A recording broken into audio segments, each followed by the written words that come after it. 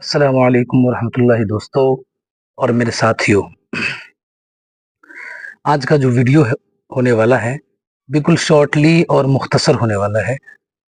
चूँकि class 9th और 10th और जो 11th 12th में उर्दू ज़बान रखे हैं, उन बच्चों का असरार था कि आप ऐसे वीडियो बनाएं उर्दू पे कि जिसमें नसर के अक़साम और नज़म के अक़साम और नज़म की तारीफ़ समझ में आए और दोनों के बीच फ़र्क वाज़ेह हो जाए। तो उन बच्चों की बात पर मैंने एक शॉर्टली वीडियो बनाया है, चाहे इसलिए कि इन बच्चों को मेरे इस वीडियो से उन्हें फ़ायदा हासिल हो सके।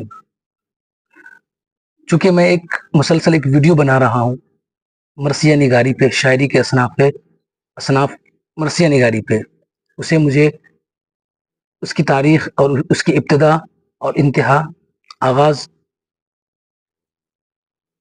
और इख्तिताम तक पहुँचाना है।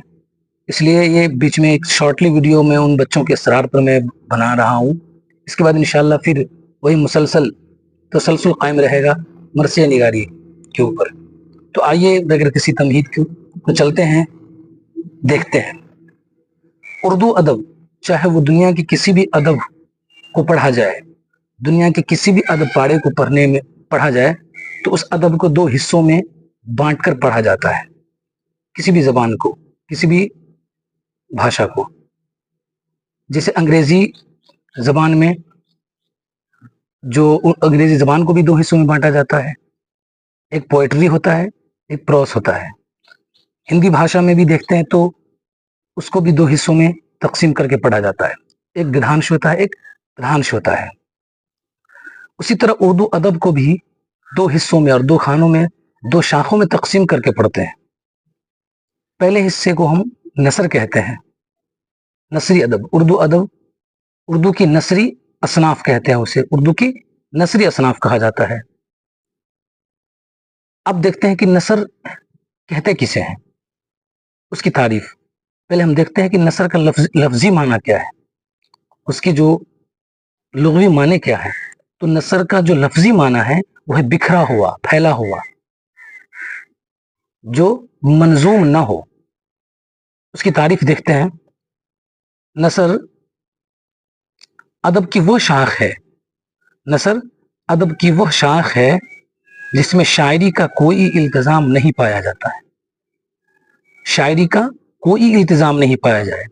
मिसाल दास्तान, नावल, अफसाना, ड्रामा, सवाने, खुदनविश्त, सफ़रनामा, खतूत वगैरह, ये नसरी असनाफ है, उर्दू की नसरी असनाफ है। हम नज़म में आते हैं तो नज़म की ओर बढ़ते हैं, देखते हैं नज़म के लुग़वी और लफ्जी माना देखते हैं। नज़म के जो लुग़वी माना है इंतज़ाम करने को, मोती पिरोना, इंतज़ाम करना, तरतीब देना, मुनज़्ज़म करना, ये सारे नज़म के लफ्जी और लुग़वी माने हैं। नज़म की भी तारीफ देख लेते हैं। अदब की वो शाख जिसमें शायरी का इल्तिज़ाम किसी न किसी सूरत में पाया जाए, मतलब नज़म ऐसे अदब को कहते हैं, उर्दू की ऐसी असनाफ़ शायरी है जिसमें कोई न कोई सूरत में शायरी के वसाइल का इस्तेमाल किया गया हो, शेरी जो हरबा है उसका इस्तेमाल किया गया हो किसी न किसी सूरत में। मिसाल में काफ़िया रदीफ़ का इस्तेमाल हो, बहर वज़न का इस्तेमाल किया गया हो। तो इस तरह के अदब की शाख को हम नज़म की शक्ल देते हैं। नज़म के भी बहुत सारे अक़साम हैं।